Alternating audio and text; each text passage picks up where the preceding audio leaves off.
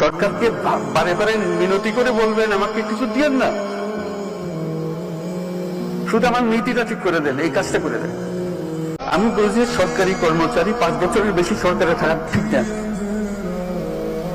কেন তো তার মন একটা কাঠামোর মধ্যে ফিক্স হয়ে গেছে, একেবারে তো আছে।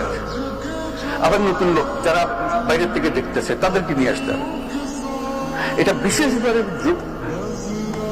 প্রযোজ্য এই প্রযুক্তি মন্ত্রণালয়ের।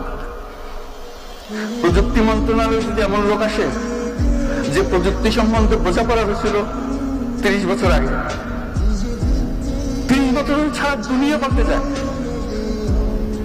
তাকে ওই যেটা দিয়েছে সেটাই তার দোষ না, সেটা অনুভব করার সুযোগ পায় না। কাজে যে অনুভব করছে সেজন্য আসতে পারে প্রতিনিয়ত পরিবর্তন।